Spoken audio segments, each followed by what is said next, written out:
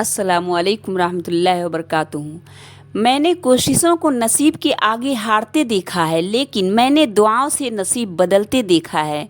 मेरा नसीब गलत हो ही नहीं सकता, क्योंकि मेरा नसीब तो उसने लिखा है जो मुझे 70 माओं से ज़्यादा मोहब्बत करता है।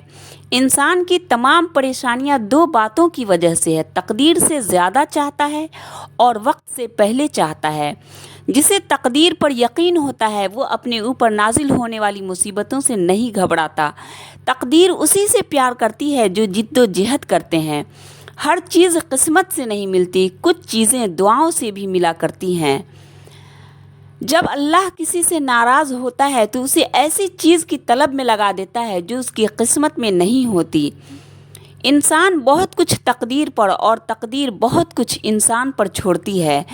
तकदीर उसको कहते हैं जो इंसान को खींच कर वहाँ ले जाए जहाँ वो जाना ना चाहता हो। अगर हमसे एक तारा गुम हो गया तो क्या हुआ?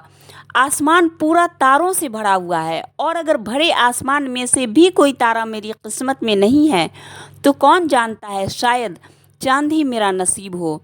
तकदीर और किस्मत से ज़्यादा ताकत दुआ में होती है जो अर्श तक को हिला सकती है। दुआ वो ताकत रखती है कि जो आप के नसीब में नहीं उसे भी आपका कर सकती है। और अगर आपको लगे कि कोई चीज़ तकदीर में नहीं भी लिखी तो फिर भी दुआ करनी चाहिए, क्योंकि तकदीर के सामने हम बेबस हैं, तकदीर लिखने वाला नहीं। और दुआ तो तकदीर को उस वक्त भी बदल सकती है जब वो फैसला कुन मराहिल में दाखिल हो चुकी हो। रसूल अकरम सल्लल्लाहु अलैहि वसल्लम ने इरशाद फरमाया कि अगर इब्ने आदम अपने रिज़्क़ से इस तरह भागने लगे जिस तरह अपनी मौत से भागता है, तो उसे उसका रिज़्क़ इस तरह ढूंढ लेगा जिस तरह उसकी मौत उसे ढूंढ लेती है।